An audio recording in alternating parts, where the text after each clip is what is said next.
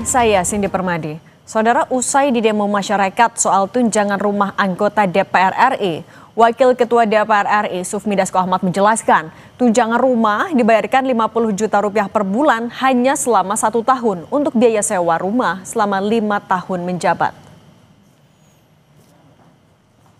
Dasko menjelaskan, usai tak lagi mendapatkan fasilitas rumah dinas, anggota DPR RI mendapat uang tunjangan rumah sebesar 50 juta rupiah per bulan.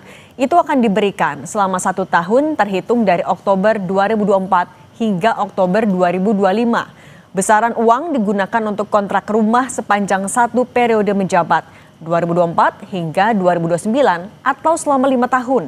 Anggota DPR RI tidak akan mendapat tunjangan rumah per November 2025.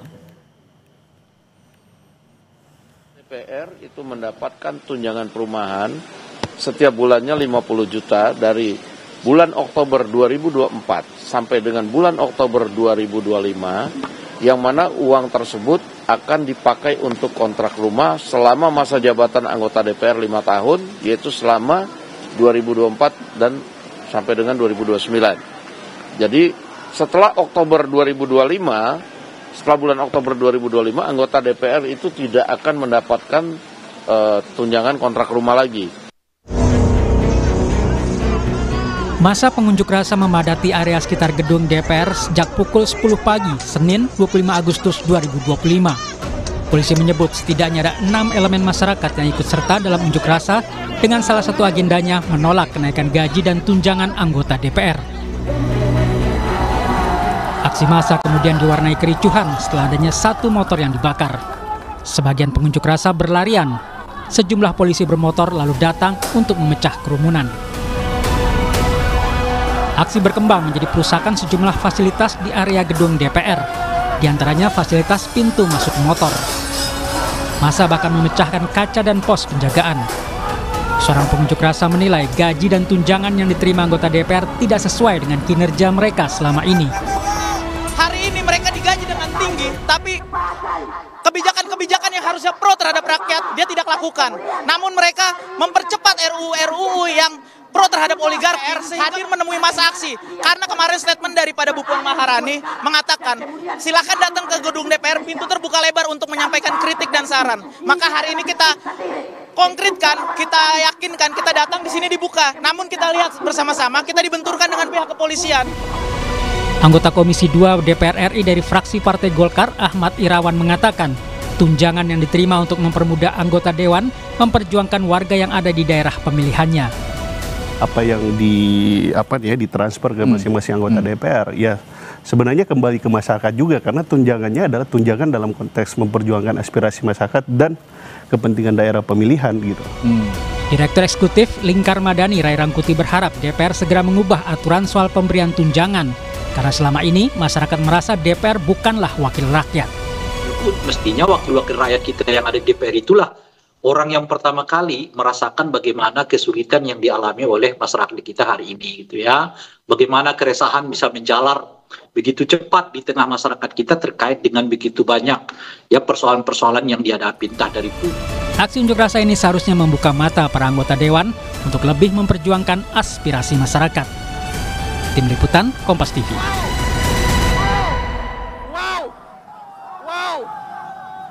Bagaimana DPR menyikapi tuntutan dan aspirasi masyarakat yang menentang jumlah fantastis tunjangan anggota DPR? Kita bahas bersama Ketua BEM Universitas Indra Prasta PGRI Abdul Wahid Kaliki, Direktur Eksekutif Lingkar Madani Ray Rangkuti, dan anggota Komisi 2 DPR RI fraksi Golkar Ahmad Irawan. Selamat petang semuanya. Malam Mbak, malam. Assalamualaikum warahmatullahi wabarakatuh. Waalaikumsalam warahmatullahi wabarakatuh. Saya mau ke Mas Wahid dulu. Mas Wahid, saya mau konfirmasi, kemarin jadinya ada anggota DPR-kah yang menemui mahasiswa berdialog audiensi? Oke, baik.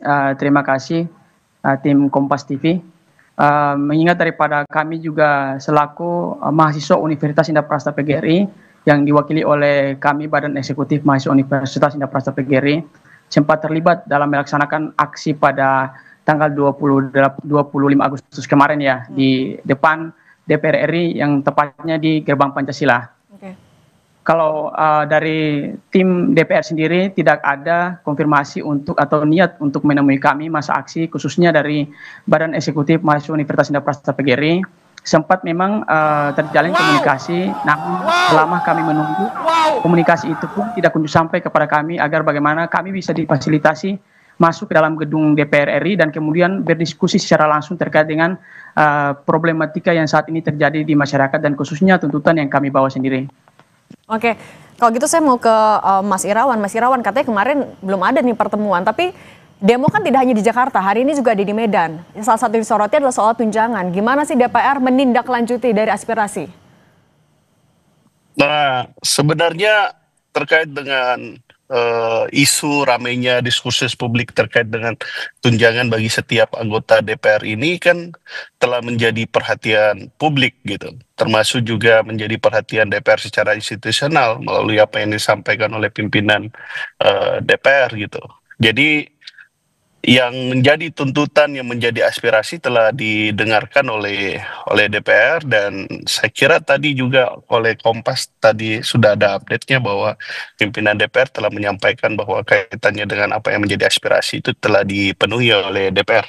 Tapi mau Gitu, menegaskan dulu untuk dasar hukumnya, ini apa? Kan kalau di surat sekjen sebelumnya nggak ada keterangan kalau cuma 1 tahun, memang hanya 1 tahun sebenarnya?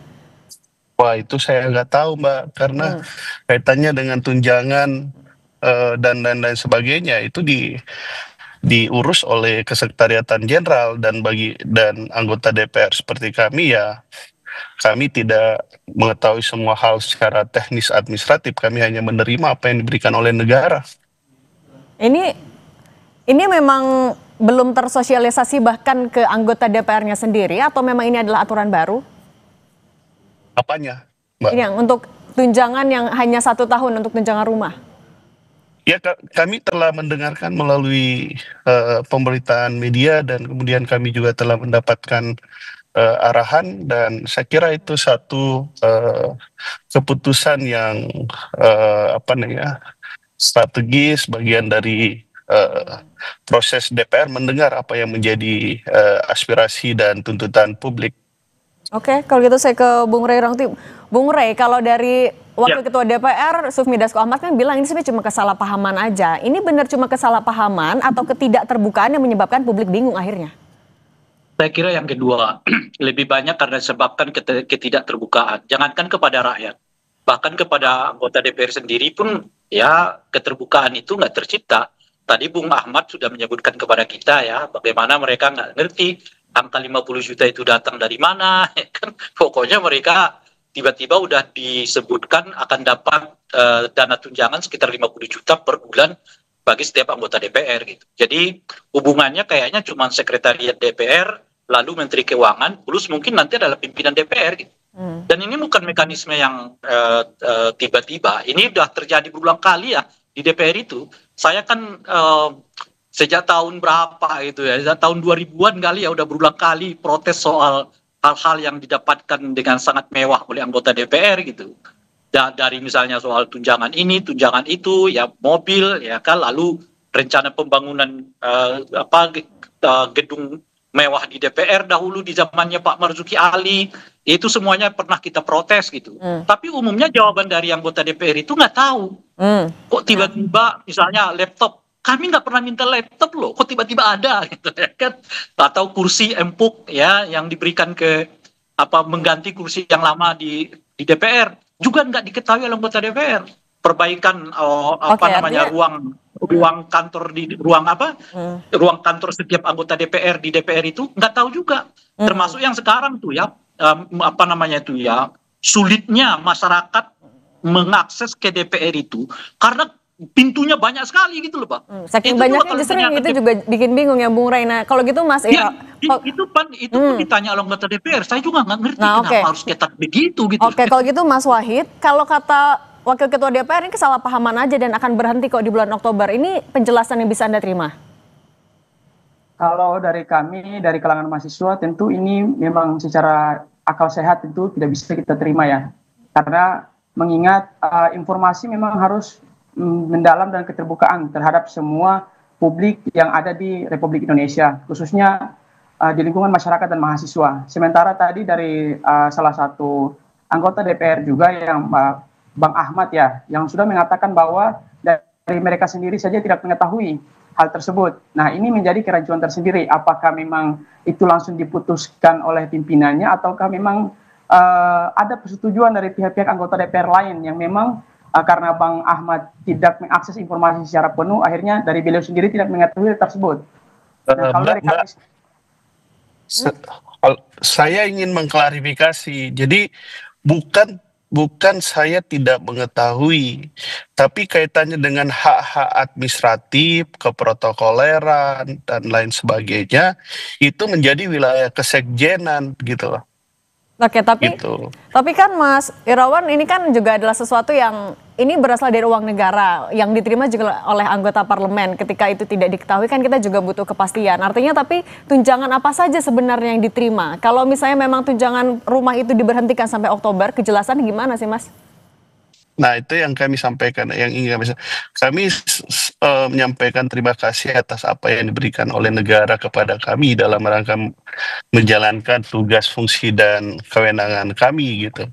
Nah, kaitannya dengan pertanyaan yang seperti yang Mbak sampaikan, ya saya ingin mengatakan bahwa pertanyaan ini adalah pertanyaan yang sensitif dalam situasi sekarang, sehingga apapun yang menjadi jawaban kami itu pasti ditangkapnya dengan dianggap sebagai suatu hal yang keliru gitu loh. Padahal kaitannya dengan tunjangan itu kan dalam rangka untuk mengoptimalisasi pelaksanaan tugas, fungsi, dan kewenangan kami sebagai anggota DPR, baik itu fungsi legislasi, pengawasan, maupun dalam rangka mendukung kinerja kami di daerah pemilihan gitu. Oke, justru ini juga kita mau meluruskan, kita membuka ruang diskusi, tapi Mas Irawan mau memastikan, artinya kalau memang tunjangan rumah hanya sampai Oktober, hanya 1 tahun, Anda juga sebagai anggota DPR yang menerima, tidak masalah itu ya?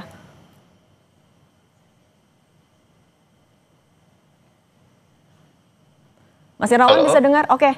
Mas Irawan. Ya bisa. Oke. Tadi kepotong gimana? Artinya tapi kalau memang cuma sampai bulan Oktober 1 tahun saja tunjangan rumah, Anda tidak masalah?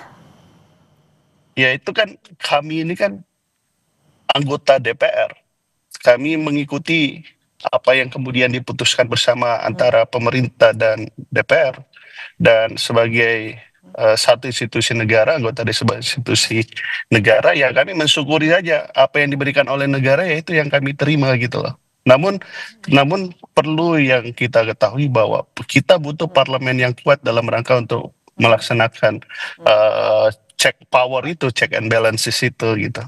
Oke, kalau gitu. Itu saja. Oke, Bung Ray Rangkuti, tapi sebenarnya gimana sih harusnya parlemen menangkap, merespons dari gelombang protes ini? Tapi jangan dijawab dulu, kita akan lanjutkan lagi saja. Tetap bersama kami di Kompas Petang. Bung Ray Rangkuti, ini kalau melihat respons dari Wakil Ketua DPR Sufmi Dasko Ahmad, ini sebenarnya hanya respons untuk menenangkan saja, atau ya memang ini adalah kebijakan udah jelas? Ini gimana sih kalau Anda melihatnya?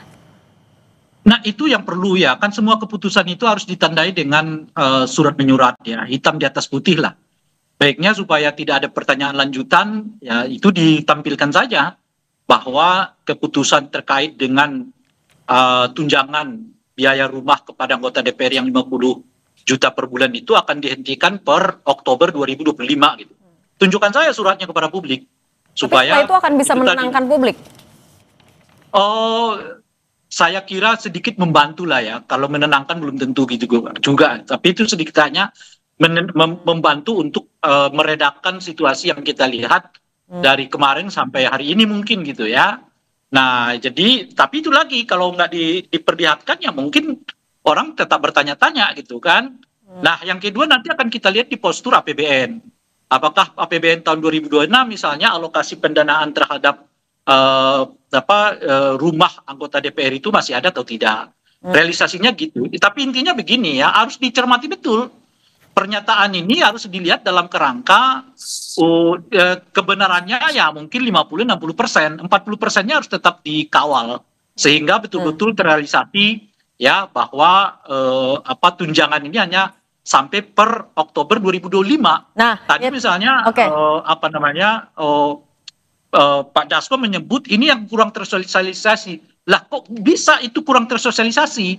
kan mestinya itu juga disampaikan kepada anggota DPR secara menyeluruh bahwa mereka hanya mendapatkan tunjangan sampai Oktober. Nah, itu ya. Anggota DPR-nya kan umumnya juga nggak tahu bahwa kalau yang dalamnya saja juga tidak tahu, kan Oktober, apalagi yang di luar. Nah, oke, Mas Wahid, kalau Anda melihatnya sebenarnya ini adalah keputusan yang adilkah dilakukan ketika ya sudah memberikan rasa adilkah untuk teman-teman mahasiswa yang kemarin turun ke jalan? Kalau dari kami sendiri sih memberikan perasaan adil, kami tentu belum merasakan juga, mungkin dari kami masih sama. Di dalam pun nggak betah. Bang Rey, bahwa kalau memang pernyataan yang mengatakan terkait dengan cuma sampai bulan Oktober saja, maka ditunjukkan saja biar menjadi satu kepastian sebagai konsumsi publik. Dan mungkin jadi tadi seperti dibilang Bang Rey, bahwa itu bisa mengurangi atensi massa dalam hal melakukan aksi demonstrasi ataupun melakukan hal protes. Jadi kalau dibilang untuk bagi kami akan tetap terus menyuarakan itu sampai memang kami mendapat informasi yang benar-benar pasti dan konkret. Karena sampai saat ini kami melihat pun daripada pihak DPR belum memberikan sesuatu hal yang pasti dan konkret untuk kami para mahasiswa. Tapi kalau selain tunjangan rumah, apalagi yang jadi sorotan mahasiswa? Kalau selain dari tunjangan rumah, kami tentu menyoroti juga tunjangan terkait dengan keluarga dalam hal konteks anak dan istri itu mendapati tunjangan, seperti yang kita lihat beredar di media sosial, bahwasanya ini menjadi pertanyaan besar. Sebenarnya daripada anggaran yang diberikan kepada anggota DPR ini, kami sebenarnya tidak masalah dengan tunjangan seperti itu. Namun, kalau memang dibarengi dengan kinerja yang memang diharapkan oleh masyarakat, kalau kita lihat dalam segi masalah yang ada saat ini terjadi di masyarakat, tentu ini berbanding terbalik sekali dengan apa yang diberikan dan apa yang dikasih oleh anggota DPR. Contohnya saat ini di Indonesia kita tahu terkait dengan masalah ekonomi yang saat ini mungkin belum membaik. Kemudian warga ataupun publik dikagetkan dengan tunjangan 50% dari 50 juta rupiah kepada anggota DPR ini. Tunjangan tinggi itu jadi tanya ketika kinerjanya dinilai belum sesuai. Nah, gimana Mas Irawan menanggapinya, kinerjanya yang disoroti? Ya, makanya kami melihat bahwa kritik yang disampaikan oleh publik, kritik yang disampaikan oleh teman-teman mahasiswa adik-adik kita itu sebenarnya lebih merupakan gambaran atas harapannya terhadap DPR harus bisa melakukan pengawasan yang efektif terhadap pemerintah, terus meningkatkan kualitas legislasinya dan lain-lain sebagainya. Jadi kami lebih melihat itu sebagai satu gambaran itu proses aksi hari ini, bahwa harapan terhadap DPR ya itu sangat tinggi, dan itu kami ucapkan terima kasih atas segala perhatian yang diberikan oleh publik dan teman-teman. Kalau gitu realisasinya gimana? Realisasi dari harapan tinggi itu gimana? Kalau mbaknya mengikuti, hampir tiap hari ada rapat-rapat check and balance terhadap program-program pemerintah dilakukan kepada DPR. Tapi saya ingin menyampaikan dua hal. Satu, bisa jadi bahwa kritik tersebut atau apa yang disampaikan termasuk oleh mbaknya, mungkin kan tidak mengetahui sehari-hari mengikuti day to day apa kemudian yang dilakukan oleh DPR setiap harinya. Bahwa kualitas kinerja pemerintah hari ini juga itu tidak terlepas dari apa yang pengawasan dilakukan oleh DPR. Yang kedua ya mungkin karena a priori gitu. Jadi bahwa apa yang dilakukan oleh DPR salah gitu. Kenapa? Karena tidak percaya terhadap institusi DPR. Itu yang kemudian dan ke depan yang akan kita perbaiki, memperbaiki kepercayaan publik terhadap DPR. Nah salah satu untuk memperbaiki kepercayaan itu Mas Irawan, ini juga untuk mengklarifikasi. Artinya dalam waktu dekat juga DPR akan membahas soal tunjangan yang dinilai memberatkan di tengah protes, akan ada pengurangan tunjangan misalnya? Mbak, saya sekali lagi ingin menyampaikan bahwa terkait dengan hak-hak administrasi, hak protokoler, dan lain-lain sebagainya yang memang telah menjadi hak yang telah diatur dalam undang-undang, itu menjadi wilayahnya kesekjenan untuk kemudian bisa memberikan jawaban yang jelas dan pasti terkait dengan hak-hak yang diterima oleh DPR. Kami anggota DPR kan hanya bekerja apa yang menjadi tupoksi kami, di luar tupoksi kami ya tidak kami kerjakan gitu. Oke, kalau gitu Mas Ahmad Irawan, Bung Rey Rangkuti, dan Mas Abdul Wahid Khaliki, terima kasih sudah berbagi di Kompas Petang. Sehat selalu semuanya. Saudara, usai jeda kami akan kembali dengan informasi polisi membenarkan salah satu otak penculikan